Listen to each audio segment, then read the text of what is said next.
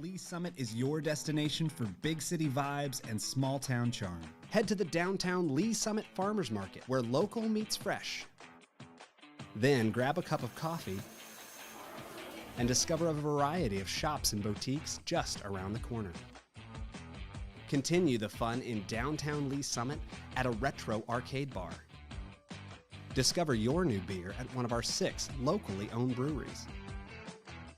Cool off with some handcrafted cocktails at happy hour. End the night with live music and good company.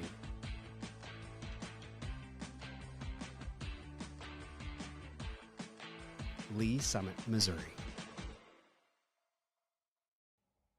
Hello, Lee Summit. I'm Laura, and this is your flash briefing for the week of April 14th. City Council will meet for regular session Tuesday night at 6 in Council Chambers in City Hall. Meetings are open to the public or watch live on the city's YouTube channel. If you can't watch, catch the recorded meeting on demand on the YouTube channel or by subscribing to the Council Debrief newsletter, which breaks down 3 to 4 key agenda items. Subscribe at cityofls.net. Volunteer for Stream Team and help protect our local streamside habitats by removing litter and debris from streams within the city's parks. This event will take place on April 19th from 10 a.m. to noon at Deer Valley Park. Trash bags and gloves are provided. Student and Scouts community service hours are available. Volunteers must register and sign a waiver before the event. Learn more on the city's website. And celebrate the 150th anniversary of the Lee Summit Fire Department at a fun-filled open house on April 19th from 9 a.m. to noon at Fire Station Number 3 located at 2023 Northwest Shamrock Avenue. Bring the whole family to tour the fire station and walk through an inflatable house to learn about fire safety. Don't miss this opportunity to honor their legacy and join the celebration.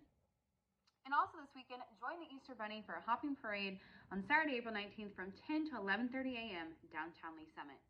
Children and families can line up outside City Hall on 3rd Street at 9:45 a.m. to hop down to Howard Station Park and get a picture with the Easter Bunny. Find more information at downtownls.org. Thanks for listening and have a great week. Officers en route, 914, armed robbery.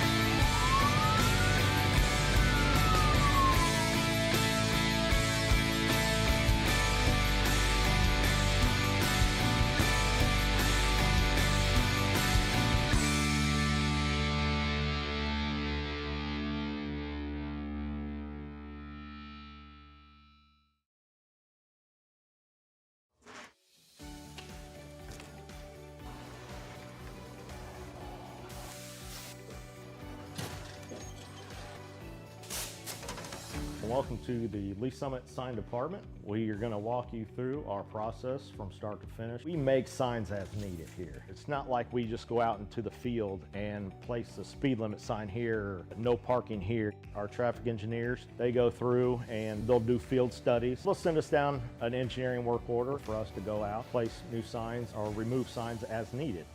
Coming from the material, our blanks come in and they're just aluminum blanks. We can put our white, our red, our fluorescent yellow, green, whatever. And basically what it looks like is just that there.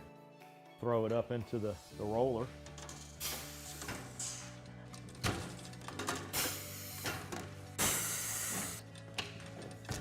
And once we got it covered, take it to our work table here, and Tim will cut the corners, cut all the access off to where it's lined up right. As far as the plotter and the software that we use, there's a street name sign there, and he's gonna go ahead and print that out on the plotter so you can see the plotter and how it operates and runs. There's standards for the height, even just on letters on the sign blank. Basically what we have on the computer there is it's pretty much set up to those, and it goes through. It's got a very small but sharp needle that goes through and cuts everything out letter by letter. Once that's done cutting, Our next stage would be bringing it over here. Currently picking out the sign letters right now. We call it weeding or picking or however you want to call it. Next, putting it on the transfer tape.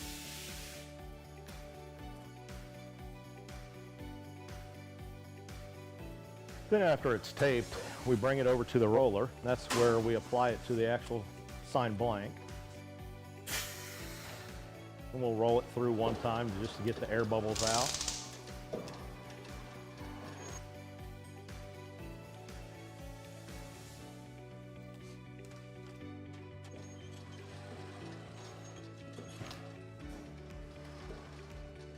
And the last stage is basically just taking the transfer tape off the front of it. And there's a finished product of the street name sign. We'll take you out to the field and show you our process that we go through. We're gonna go out and follow our sign guys and get something installed for you. This is where we check our underground utilities. Tim, you got AT&T? AT&T's back here. Evergy, Google, so we should be good to go. We normally put all of our stuff together out in the field.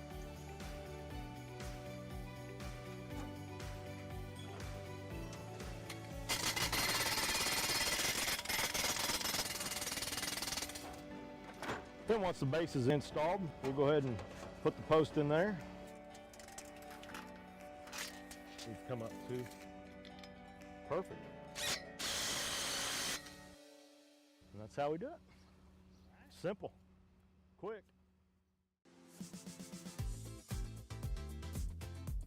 Smith Hat Company is coming to downtown Lee Summit. Purchase a variety of hats, including cowboy or cowgirl hats, or unleash your creativity and design a one-of-a-kind custom hat, choosing from premium materials, unique embellishments, and expert craftsmanship. Smith Hat Company is hanging its hat here in spring 2025. Summit Play Village is coming to South Lee Summit near Raintree. The indoor children's playground will be for children 8 and under to promote creativity, explore family-friendly activities, and have fun. Summit Play Village is set to open in April 2025. Street food sensation turned fast casual hit Dave's Hot Chicken is bringing the heat to Lee Summit. Specializing in Nashville-style hot chicken and serving tenders and sliders, Dave's Hot Chicken will be arriving to Summit Woods in summer 2025. Lee Summit is getting 3 ice cream shops across the city. Howdy Homemade Ice Cream will be scooping its way into the Chapel Ridge Shopping Center. Howdy Homemade creates a place where everyone belongs, a shop dedicated to creating jobs for people with disabilities. The amazing ice cream served by amazing people will be coming in summer 2025. Brewster's Ice Cream will serve Summit Woods Crossing with over 24 fresh, rotating flavors made daily. The shop offers 150 homemade ice cream flavors, including sherbets and sorbets, as well as ice cream cakes and pies. Brewster's Ice Cream is coming in summer 2025. Summit Woods Crossing is also getting a Cold Stone Creamery. The ice cream parlor serves fresh, made-to-order customizable ice cream mixed on a frozen granite stone. Cold Stone Creamery is coming in summer 2025.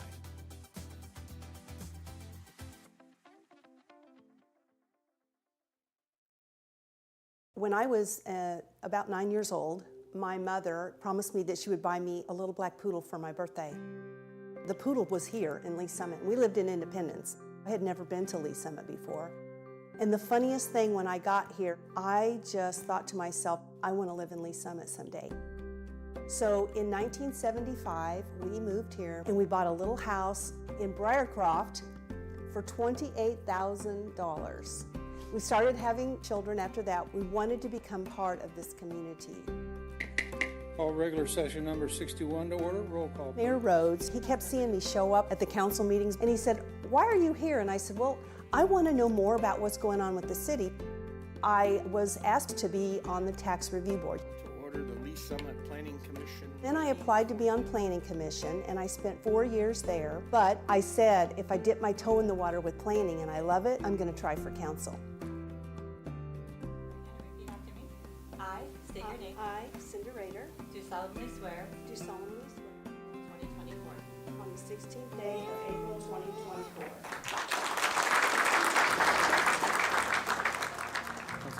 Thank you, Mayor. So then going along with what Councilmember Carlisle said, we just get back into the room and we hammer it out. And get. You know, we sit on the dais, right? And that's kind of one of the most intimidating things that you do is like being out there in front of people and being worried about, you know, saying the right thing or not saying the right thing. I want to make the right decision. I want to say things that will be impactful, that will be influential, that will help our city more. Most people know this on the dais. I am very impassioned about housing. It's partly because I've done real estate for 30 years, but it's not because I want to sell more houses. It's because we have a need, a tremendous need here in Lee Summit and really all over the country. There are a lot of people that want to come to Lee Summit. They want to live here, they want to buy homes here. I'm excited to get more attainable homes, start bringing young families, providing senior housing, workforce housing, all those things that we need if we're going to continue to grow and become bigger and better. We're really in a good place for the future, but we need to continue bringing people in to be our future leaders. The young people that will be coming to live here, stay here, have a stakehold in the community, building businesses here. I built a business here. There's other people that want to come here and live and start. It's just important for people to always be involved in the city. It makes us a better city.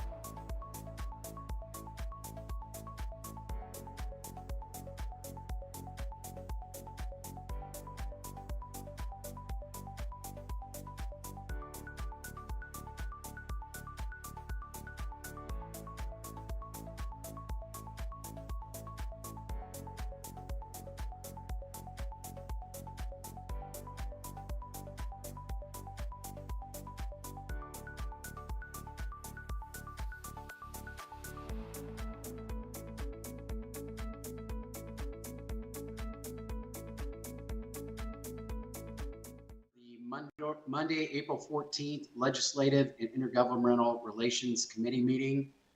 Can I get a roll call vote, please? A roll call, just attendance, please. Chairperson Lovell. Here. Councilmember Pryor. Here.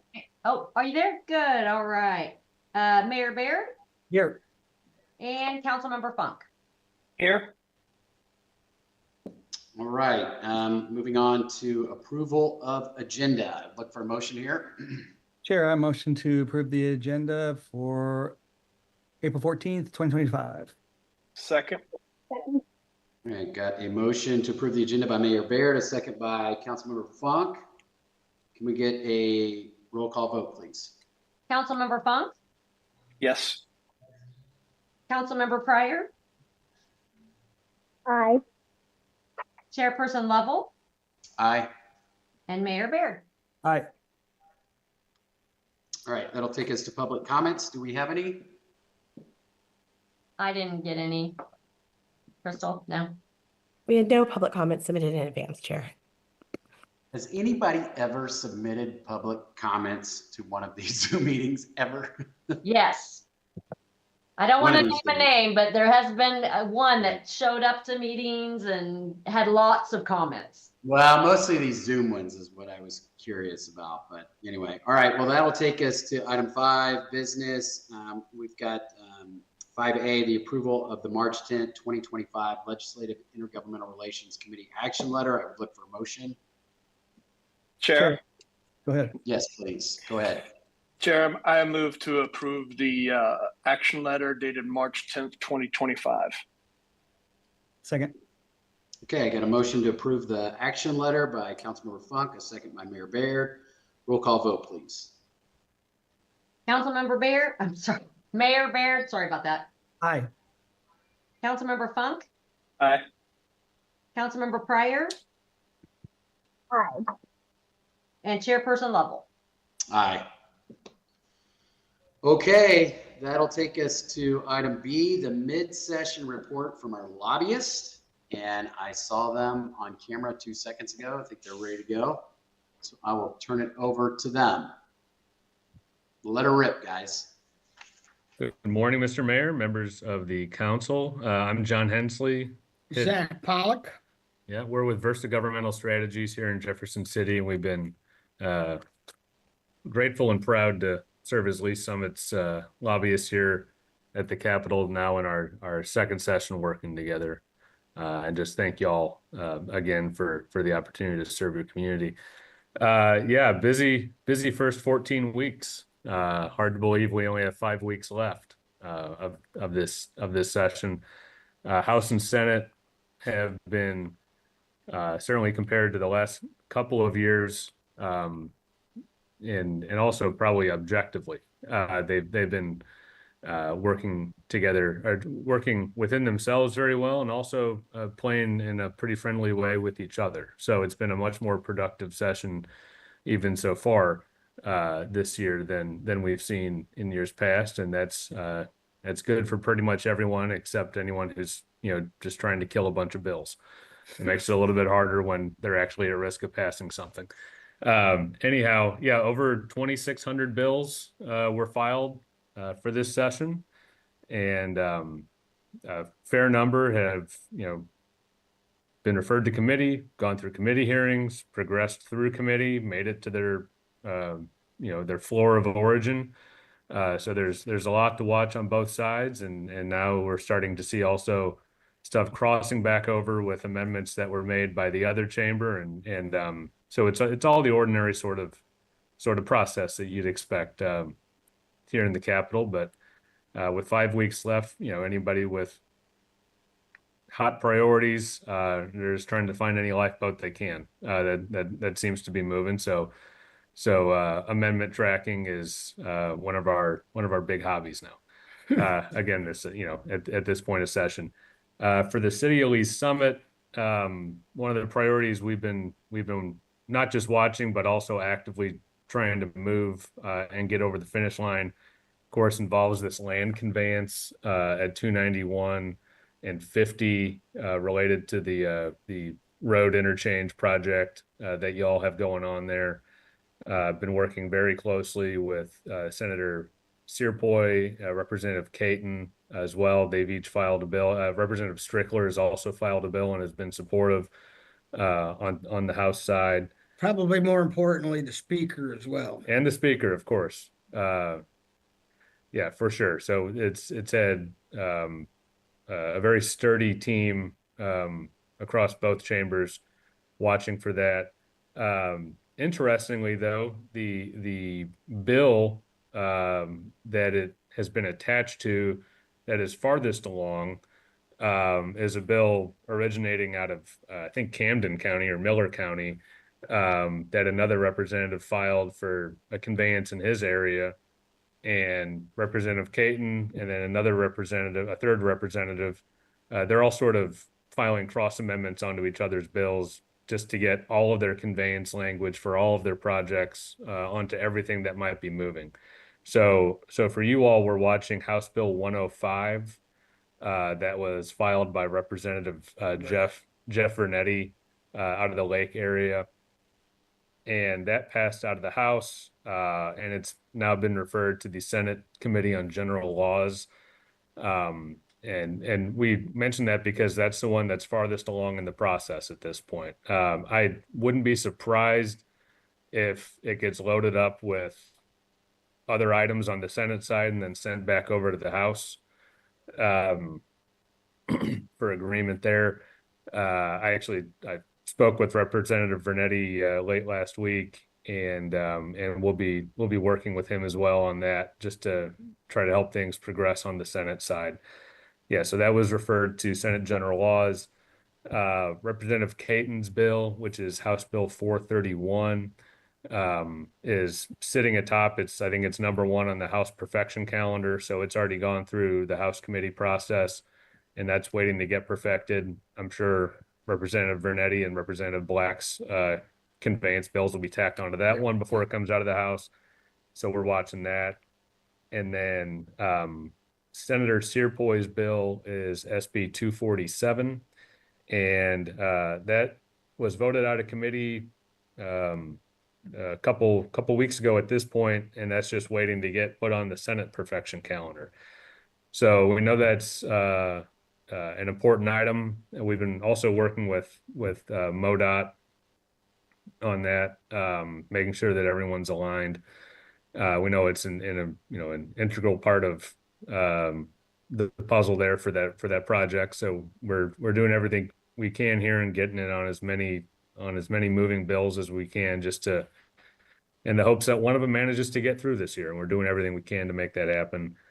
Y'all have any questions on that conveyance priority item? Zach, do you want to do the budget? Sure. Asks?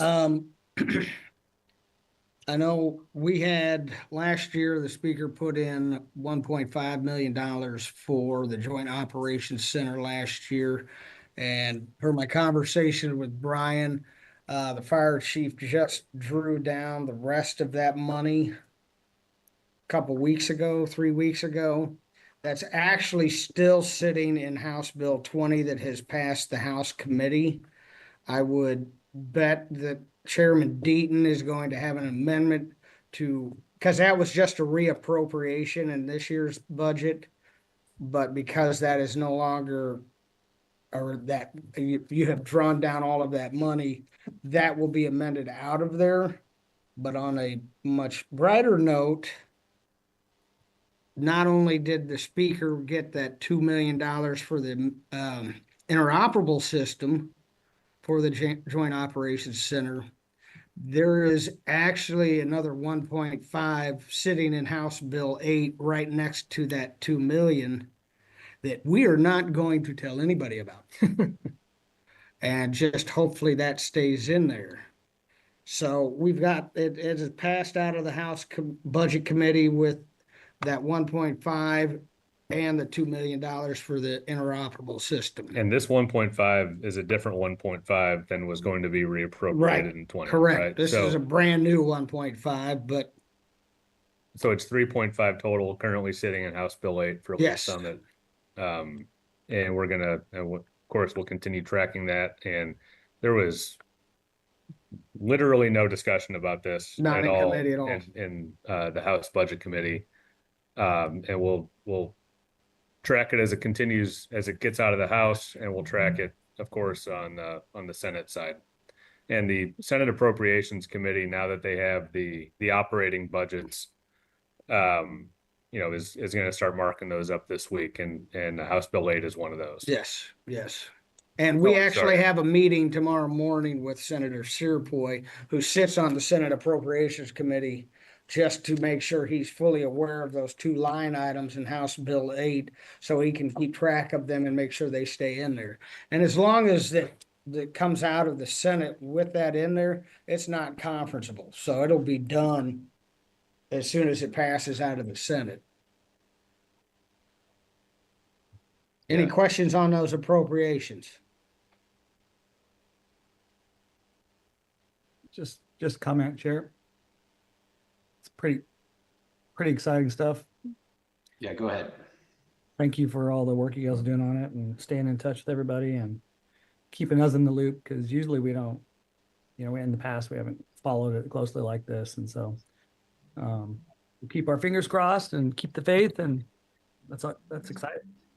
And I hate to belay or go on to a different point, but Mayor, how were your meetings up in Graves's office? I never really did hear a report on that. Sure. And Sure. hopefully those letters from Patterson and Searpoy helped out. Yeah, I'm sure they did.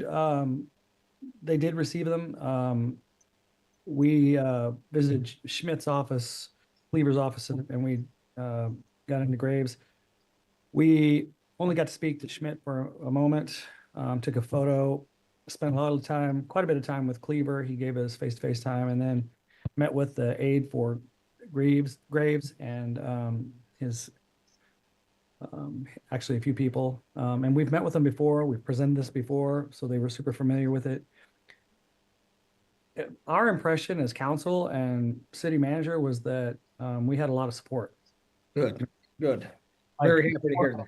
Yeah, more support than we've had in the past, which it was really hard because I know it's a big ask. So Right. I try not to read too much into their, just what they said, because they were just super engaging and supportive. And they didn't shoot us down. They said they would work on it. Wonderful. Thank you. Sorry to add that in there. No, it was great. I can tell you that it just maybe something's happened that also has helped, other than I think they're also aware of the fact that there's a standstill, congestion in the morning and in the evening. So, and if it's like that now and there's so much more growth ahead, then I think they're realizing that they need to maybe figure out something to help us. Good. Yeah. Terrific. I mean, on other legislation, there are a whole host of bills, of course, that would affect municipalities. And we have a weekly meeting every Monday morning with Brian Head. I'm sure he sends around the end of week reports that we send on Fridays. So and then your bill tracker that we're always adjusting if we find out at this point, we shouldn't be adding any new bills to it, though once in a while you find one, but at this point in session, yeah, so there are a whole host of bills that could affect municipalities. They're all, of course, at different stages in the process. And we also work pretty closely on other matters with the lobbyists for the Missouri Municipal League. And we've talked about that sort of relationship before, and how Lee Summit likes to interact with the league and likes to act on its own sometimes. So we just stay in touch with them and, garner intel and then work together every once in a while, if we're directed to do so. One of the big bills that kind of got the most pushback from municipalities and from counties was House Bill 661, which filed by Representative Ben Keithley. He's out of the St. Louis County area, Chesterfield area. And the long and short of it was it would have required municipalities, counties, MoDOT to reimburse essentially telecoms. It was non-rate regulated utilities is how it was described in there, but everyone here understands that to mean the telecoms, for the cost of relocating their infrastructure items if required by a municipality, a county, or by MoDOT road construction. And so that was a House bill. It went through in pretty strong fashion through committee. It got perfected on a voice vote, and then to everyone's sort of mild amazement, tanked on third reading, and it failed to get third read and passed on the House side. I think it was like 69 to 77, Yeah. Or maybe 67, 77 on the House side. So that particular, and then they have a pretty short window within which to seek a reconsideration motion, and that time passed without them seeking to do so last week. So that's a big win for municipalities, counties. And I'll tell you, just we were not very, very, very active in that particular thing. We're in close touch with Brian on that one, so we're not gonna try to claim a trophy on killing that bill necessarily. But the folks at MML that we work with, of course, were sort of tip of the spear on that, and then the counties really stepped up also. So that particular bill is dead at this point. But what we're watching for is sort of any late in session attempt, probably on the Senate side at this point, to tack that same concept or a similar concept, repackaged concept perhaps, onto a Senate bill that might be able to get pushed through on the Senate side and then slid through on the House side. So even with the defeat of House Bill 661 in the House, we still got our guard up in case it rears its head again this session. So that was a good deal. And yeah, I think it was a Wednesday or a Thursday a couple weeks ago, within the span of about 20 minutes, House Bill 105 that has your conveyance language on it that I mentioned earlier. I think that was third read. Yeah, so it would have been a Thursday. Then in the span of about 20 minutes, House Bill 105 got third read out of the House. I think unanimously. It was like 152-0. And then House Bill 661 got defeated. Yeah. So that was a fun update text to be able to send to Brian. Anyhow, so that's, in a nutshell, without going through your whole tracking list, that's pretty much where we are at this point in session. And every time a hearing gets scheduled anywhere on either side, we get an immediate update about it. We check it to make sure whether it has anything that's affecting you all on it. And if it does, we reach out immediately, and that's just how we operate. So happy to take any other questions, if there are any. Chair, I got a question if you don't mind. I suppose. So I believe it's House Bill 537, which is the paid time off. Is that hung up until August, it sounds like? That you mean the redo of Proposition A that passed? Yes. That is actually over on the Senate calendar. The House bill is on the Senate calendar right now. And last intel I got, there were a deal was in the works.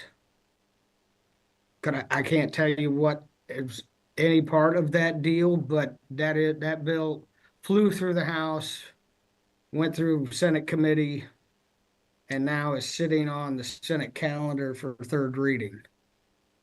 So that it is effective May 1, but I don't think it would affect the city in essence, because I don't think it affects municipalities, but our small businesses. I think is that bill, the 537 bill, is to abolish the paid time off, correct? I think it might be a different bill number. Or is it not got any other? But I'm correct on that. Sherry Gallick's bill. Yeah, the House Bill 537 we see is a Representative Dane Deal bill, which is I know exactly what you're talking about. I don't know why the number's not coming to mind. Yeah, it's Representative Gallick's bill. I think she tried to put the emergency clause on that, and I think it got defeated. I think the emergency clause motion failed. So if it were to pass, it wouldn't take effect until August 28th. Yeah, that's what I thought. But I think I'm correct by saying it excludes municipalities, so the city would not have to worry about that additional paid time off. Is that correct? I believe that is correct. I think that's right, but we'll make sure. Yeah. We'll email you. That's all, Chair. Thank you. Chair. Yes, Mayor. Go ahead, Mayor. I have two kind of somewhat related questions. First, can you give us a feel for the climate? Because last year every session was a filibuster. Are you seeing any filibusters? I know it's calmed way down, but it sounds like things are productive again, which isn't really nice. But any insight on that? And then alongside that, it's always been. It just seems like every year we were fighting attacks on the cities, anything the city would do to generate revenues, which is really hard because we're kind of limited, it just seems like every year we were battling that. So is there much going on that other than the utility, the one that you mentioned today, the utilities? Yeah, so on the filibuster climate front, yeah, there's still in the Senate there's still instances where a lone senator or a small team of senators will filibuster. I think what's a little bit different this year is that the filibuster actually seems to be in many cases policy oriented, where they're trying to kill it because of what the bill would do, rather than to try to score some points otherwise. Now you still have filibusters for the sake of gaining leverage and in exchange for sitting down on other items. So that's just sort of normal politics, right? And then once in a while you'll get a senator trying to make a stand on a particular point, just sort of out of principle or personal belief. But yeah, you still have some of that, but it's definitely not like what we saw from some senators in the past couple sessions. We will, I think probably before the end of this session, it would not be surprising if an issue came up in the Senate that led to long filibusters, a lot of fighting, and possibly even a PQ attempt. But with the way things are going now, the way they're still functioning, that might be just the last week of session that comes up. But again, that's sort of it's kind of the more standard functioning rather than the real sort of logjam functioning that we were seeing more recently. And the one bill out there that will do that is the repeal of Amendment 3. And I know that's passed it has not passed the House yet, but that's any time. But as soon as that comes up in the Senate, I can see most of the Democrats trying to filibuster that one, and then that's where that PQ will happen and shut down the Senate. I mean, it's just a relief to finally see policy disagreements, not personality disagreements. And that's what the Senate has been for the past 3 years. And it's really nice to watch things actually get accomplished over there with everybody still thinking it could blow up at any time. Let's hope not. Okay, thank you. But it's not nearly as bad as it has been. Yeah. And on your second question, there are quite a few. I just haven't seen a political subdivision omnibus crafted yet. Yeah, there are a number of bills that seek to exempt particular classes of or types of products from sales tax, for instance. And that's, that kind of happens every session. Each one of those sort of has a different level of progress to this point. And yeah, but it'll be hard for one of those to get passed all on its own without being tacked onto a larger vehicle, for sure. And really, I don't know that we've seen a ton of overwhelming appetite for any of that. But yeah, we're going to keep an eye on it. That is a perennial municipal issue, though. Yeah. All right. Thank you. And Councilman Funk, I think the bill Councilman Funk was referring to is at 567. Yeah, 567. You're right. I think I had it written down in two different places and wrote it down, one the right way and one the wrong way.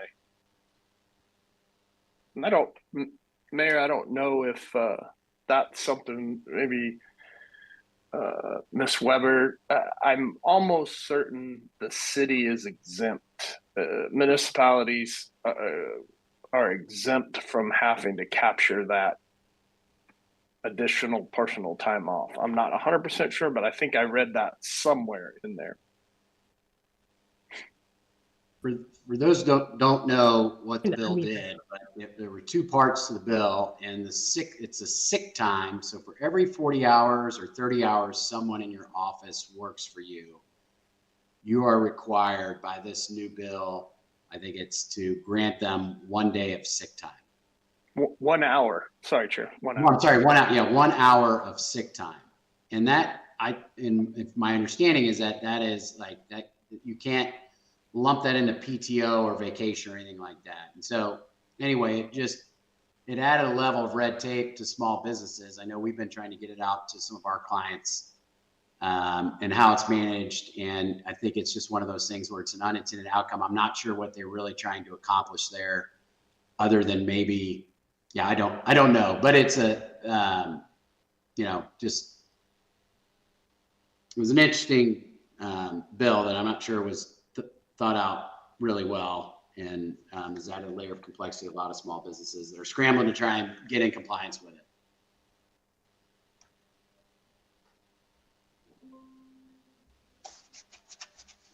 And so I guess what we're saying is, like, if it doesn't affect municipalities, that's great. But if it does, there's a lot of paperwork and a lot of sick time that'll be applied or assigned to city employees.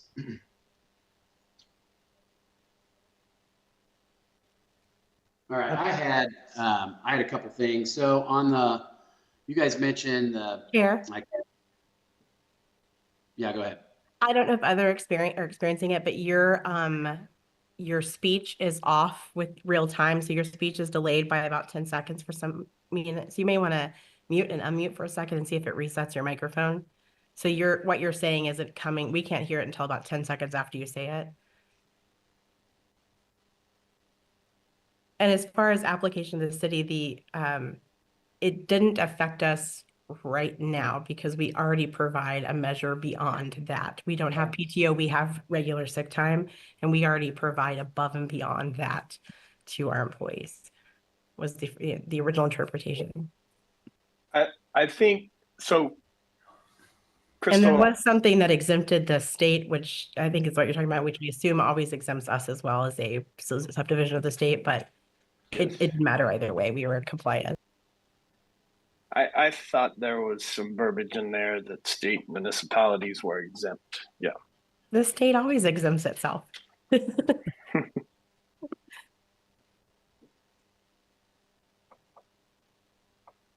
Yeah, that was the minimum age law. And then that, how's my voice now? I know my camera's jacked up, but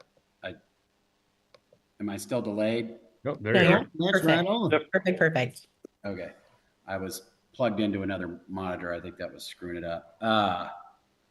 So on the bill that had to do with the burying of like the telecom lines, is that, and it got shot down, is that the one you guys went through? Correct. Yep. That's House Bill 661. Okay. And just out of curiosity, and I think you said it failed like 66 to 77 or something like that. Do you know, I mean, there was a lot of fear on our end, and I'm sure other municipalities, which is why the municipal league, but like who got behind that? And I mean, is that the lobbying groups, obviously, and what was their intent with that? Because it just seems so burdensome to any municipality to not be able to predict or know like CIP projects and the costs associated with it. How that even had support from our representatives, any representative. It was the cable companies. All of the cable companies were behind it. And then AT&T jumped on it, and all of your ISPs jumped on it, and it was really that, and their political giving, I'm guessing, but they've been pushing this for 3 years. And they finally got the traction this year to get it to the House floor where it was defeated. Okay. Yeah, and I mean they were pushing it as, allowing them to have parity with the regulated utilities who were able to put that amount into their rates through the PSC, which, I mean, the telecoms could put it into their rates too if they wanted to, but then that would mean choosing to increase, which right now they're already their customers. They're already included in the rates. This is bottom line, a subsidy for. I mean, this all got started with the cable companies, which are failing miserably in Missouri because of streaming. Yeah. And this, I just think it's a subsidy for a corporation. Yeah. Okay. Well, it's just, I mean, I know how it works down there, but like, taking money, I guess, but how you could be a representative and support that it's just crazy. Anyway, my next question was, now I don't know if you guys have heard any, is there, what I've heard is and I don't know if it's coming from the House or the Senate, or even if it's coming from any of the legislative bodies over there, Missouri DOGE, DOGE. And what do you know about that? And how far along is that if there is? They've got a couple committees one in the House and one in the Senate, and I think they call it government efficiency. Yeah. They haven't really done much at all. Okay. They have not dived into budgets really at all. I think I can't recall exactly on the House side, but I think most of the Senate side have been like organizational meetings and presentations. Yeah. I haven't heard any push about establishing a state department of governmental efficiency or anything like that. Okay. All right. Well, I heard something up here by one of our representatives that they're maybe putting together a team or something. And so maybe just keep that on the radar. If you hear more about it, it'd be interesting. Absolutely. There was a team at the House Trivia Night event wearing Missouri Doge matching sweatshirts. Does that count? That happened. I think that's the most organized push in that direction I've seen so far this session. Yes. All right. Okay, well, that's it for me. Does anybody else have anything that they'd like to ask or any more information before we excuse our fine lobbyists? Chair, I'll make a motion to make sure our lobbyists recommend you to be a citizen advisory person for the. Noted. Absolutely. Second, call for acclamation. No, I couldn't even stop it. That's funny. All right, with that aside, anything else for our guys here, John and Versa? No, just thank you all very much again. Love serving your community, and we'll stay in touch. Yeah, we appreciate all the work you guys do. Do a great job, and appreciate the updates, and have a great week. One more real quick. I'm sorry, it just hit me. The ribbon cutting on the market this summer. River Market? River. I know we had talked. Downtown Market Center. Green Street. Green Street, yeah. About getting Searpoy and Patterson. Has that date been finalized? Not, just keep us informed so we can make sure to let everybody know, and so we can plan to be up there as well. Yeah. I think I'm supposed to get a timeline this week, Chair. Okay. I don't have one today, but since this is a publicly broadcast meeting, all we can say is it's still on schedule for late summer. And the mayor has a meeting today that I think will help ensure that we have that date and we can start sharing it selectively. Perfect. Yeah, just to stop raining outside and we'll really be good. All right. Well, thank you all very much. Thank you, guys. Thank you. Have a great week. Take care. Take care. All right, that will take us to Roundtable. Does anybody have anything for Roundtable? Chair. Yes, Mayor.